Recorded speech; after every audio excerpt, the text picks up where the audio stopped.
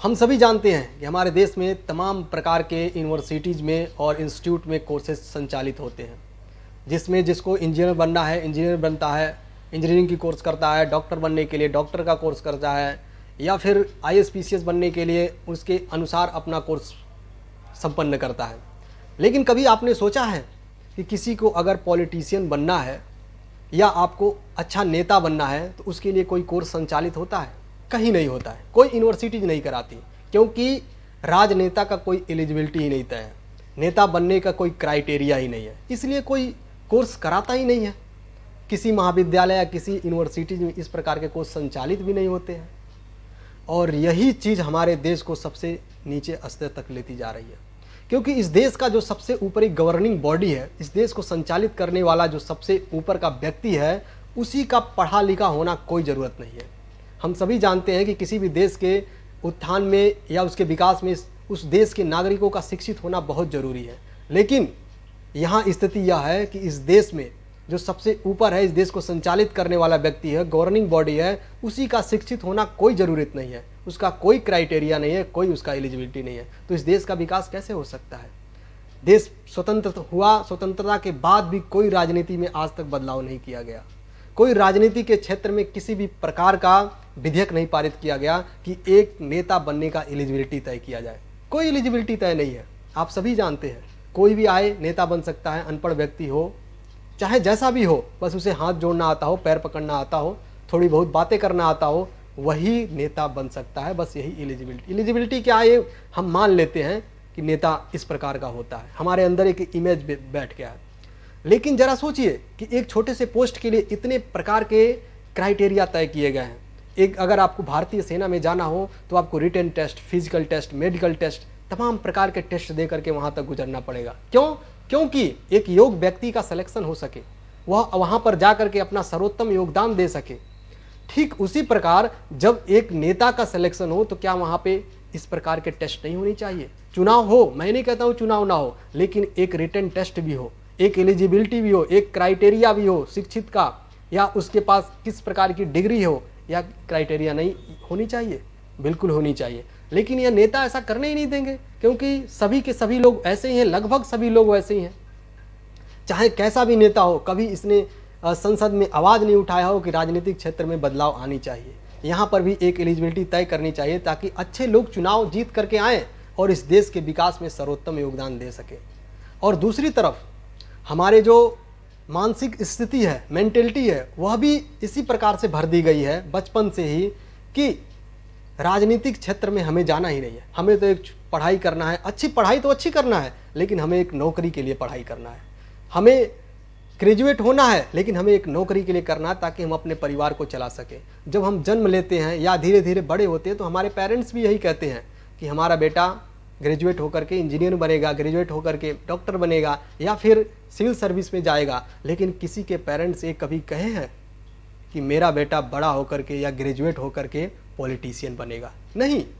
और हालांकि सबसे महत्वपूर्ण पद है पॉलिटिशियन, एक राजनीतिक जो क्षेत्र है उस नेता के अंदर या उस नेता के नीचे तमाम प्रकार के पढ़े लिखे कार्य करते हैं। तो क्या हमें वहाँ तक नहीं जाना चाहिए? हमारे दिमाग में ऐसा भरा ही नहीं जाता है। इस देश को संचालित करने वाला या इस देश का गवर्निंग बॉडी ही पढ़ा लिखा होना चाहिए, क्या यह जरूरी नहीं है? बहुत ही महत्वपूर्ण विषय है यह, लेकिन हम इस पर ध्यान ही नहीं देते हैं। हम अपने जीवन को चलाने में या सुखमय बनाने में जितनी प्रकार के कार्य कर लें, लेकिन इस देश के विकास में थोड़ा सा योगदान देने से हिचकिचाते हैं। और इस देश को विकास हेतु कैसे संचालित किया जाए, इसमें भी हम लोग कतराते हैं। आप जरा सोचिए कि इस देश में तमाम प्रकार की यूनिवर्सिटीज़ हैं, इंस्टीट्यूट हैं, उन सभी इंस्टीट्यूट और यूनिवर्सिटीज़ में तमाम प्रकार के कोर्सेज चलाए जाते हैं। अगर आपको डॉक्टर बनना है तो एमबीबीएस करना होगा, या फिर आपको इंजीनियर बनना है तो बीटेक वगैरह करना पड़ेगा, आपको सिविल सर्विस में जाना है तो आपको उससे रिलेटेड कोर्सेज करना होगा, ग्रेजुएट होना पड़ेगा, या जिस भी क्षेत्र में टीचर बनना है तो टीचर के लिए कोर्सेज चलाए जाते हैं। लेकिन कभी यूनिवर्सिटीज़ में आपने देखा है, किसी भी यूनिवर्सिटीज़ में how to become a politician इस प्रकार का कोई कोर्स चल रहा हो? नहीं चल रहा है। तो आप बताइए, जब एक अच्छा नेता बनाने का कोई कोर्स ही नहीं चल रहा है। एक टीचर बनाने के लिए कोर्स, अच्छा टीचर बनाने के लिए कोर्स चल रहा है, आपको इंजीनियर बनाने के लिए कोर्स चल रहा है, आपको डॉक्टर बनाने के लिए कोर्स चलाया जा रहा है, लेकिन इस देश को संचालित करने वाला और सबसे ऊपरी पायदान पर बैठने वाला व्यक्ति के पास ही कोई एलिजिबिलिटी नहीं है, कोई क्राइटेरिया नहीं तय की गई है, तो इस देश का विकास कैसे हो सकता है? इस पे आपने कभी सोचा है?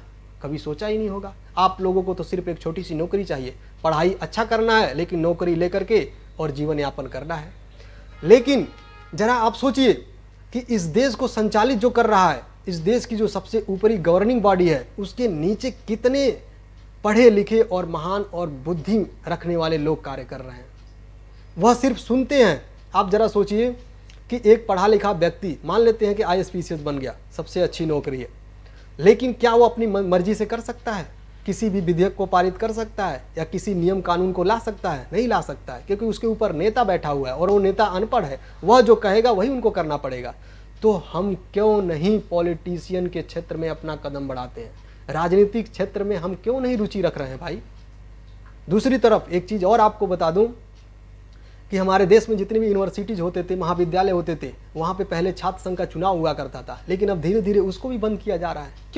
क्यों बंद किया जा रहा है? क्योंकि वो नेता हमारे जानते हैं कि अगर स्टूडेंट थोड़ा बहुत वहाँ पे भी नॉलेज उनको मिल गया कि कैसे पॉलिटिक्स ज्वाइन किया जाता है या कैसे पॉलिटिशियन बना जाता है, जिस प्रकार के आप कोर्सेज करते हैं उसके बाद प्रैक्टिकल अगर कर लेते हैं तो आपके अंदर और योग्यता आ जाती है। उसी प्रकार यदि आप महाविद्यालय में, राजनीतिक क्षेत्र में अगर आप कदम बढ़ाएं या फिर यूनिवर्सिटीज में छात्र संघ के चुनाव होता रहे, तो आपके अंदर एक प्रैक्टिकल करने की क्षमता आ जाएगी, यानी उसमें आप पारंगत होने की आपके अंदर एक क्षमता विकसित हो जाएगी। तो अगर आप क्षेत्र में जाएंगे तो आपके अंदर पॉलिटिशियन का एक गुण आ जाएगा। यह राजनेता इस समय नहीं चाहते हैं। उसको भी बंद करा दिया। जो छात्र संघ का चुनाव हुआ करता था उस चुनाव को भी इन्होंने बैन करा दिया, ताकि हम ही राज करें, हमारे ऊपर कोई ना आ सके, हमारे कुर्सी को कोई ना ले सके।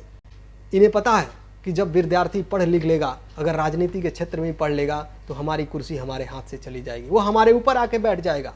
इसीलिए इन्होंने राजनीति का कोई कोर्स ही नहीं स्टार्ट किया।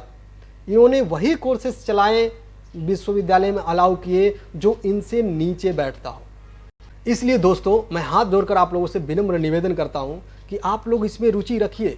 आप जिस भी क्षेत्र में हो, इस समय आप लोग को थोड़ा सा पॉलिटिशियन की तरफ या राजनीति की तरफ आप लोगों को मुड़ना पड़ेगा। इस देश के उत्थान में आप लोगों को थोड़ा सा योगदान देना पड़ेगा। और हमें भी पता है, आपको भी पता है कि सबसे ज़्यादा इस देश में पावरफुल आदमी कोई है तो वह पॉलिटिशियन होता है। संविधान में भी सबसे ज़्यादा पावर उन्हीं को दिया गया है। तो हम क्यों इस चीज़ को छोड़ करके धक्के खा रहे हैं? हमें भी अपना योगदान इसमें देना चाहिए। और योगदान का क्या, आप लोगों को भी इसमें भविष्य अपना बनानी चाहिए, हमें भी अपना भविष्य इसमें बनानी चाहिए। और बदलाव ही बहुत ज़रूरी है। हमें इस देश में बदलाव लाना बहुत ज़रूरी है, क्योंकि जब तक आप नहीं आएंगे, युवा वर्ग नहीं आएगा, तब तक इस देश में बदलाव नहीं आ सकता है।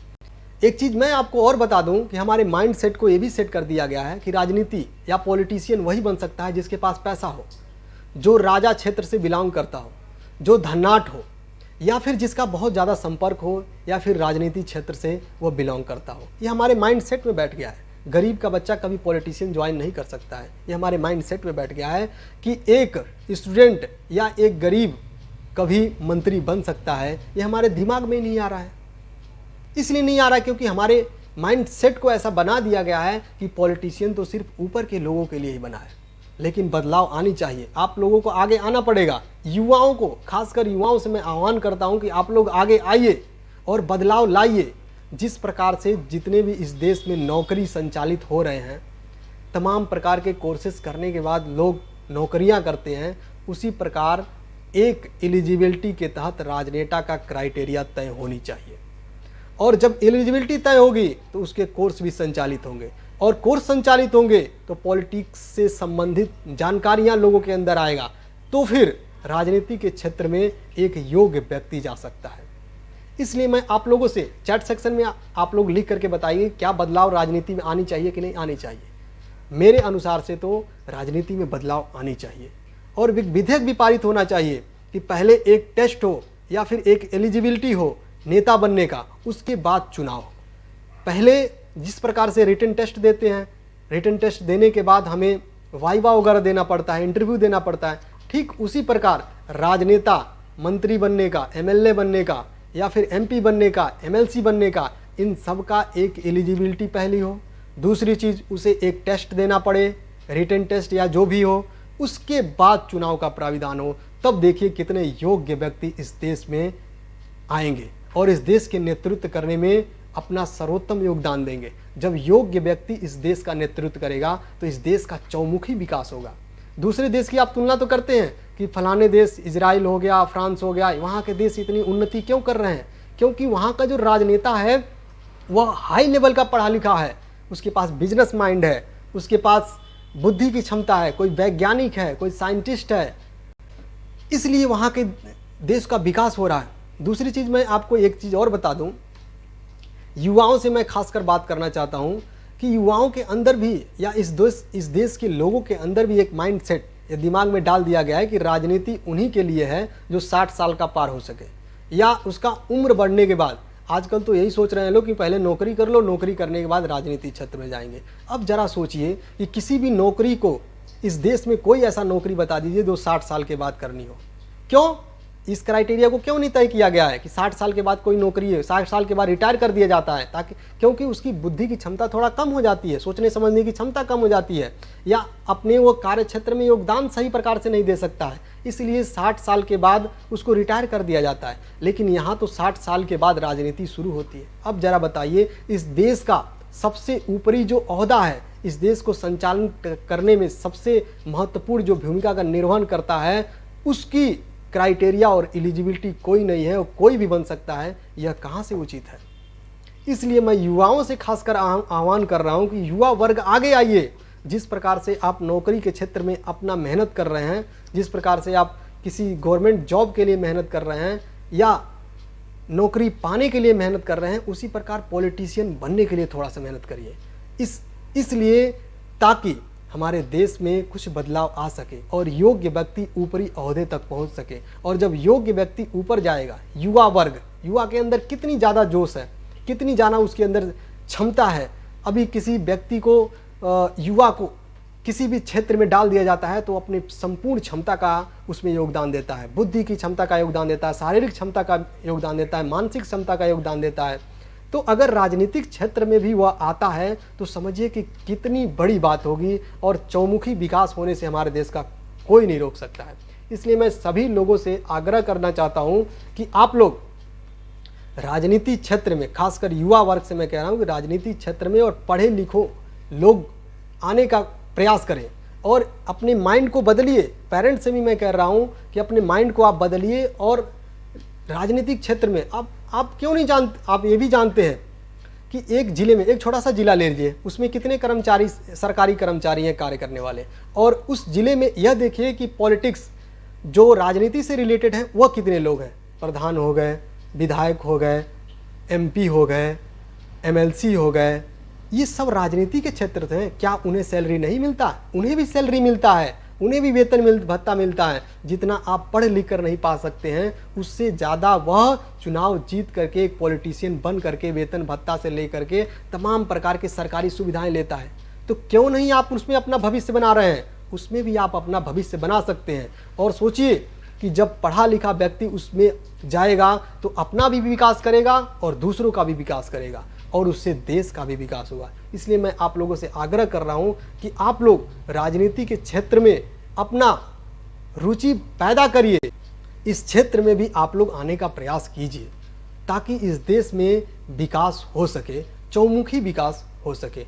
साथ ही आप लोगों से आग्रह है कि सब्सक्राइब कर दीजिएगा ताकि मैं अगला वीडियो जो हमारा पार्ट 2 होगा वह एक पर्टिकुलर सब्जेक्ट से रिलेटेड होगा। मैं हर एक पॉलिटिक्स से, राजनीति से रिलेटेड एक एक सब्जेक्ट को उठाऊंगा और उस पर मैं अपनी विचारों को रखने का प्रयास करूंगा। मैं कोई अध्यापक नहीं हूं, सिर्फ मैं अपने विचारों को रखूंगा। अगर आप संतुष्ट होंगे तो बहुत अच्छी बात है, उससे आपका लगाव, उससे आपका जुड़ाव होगा।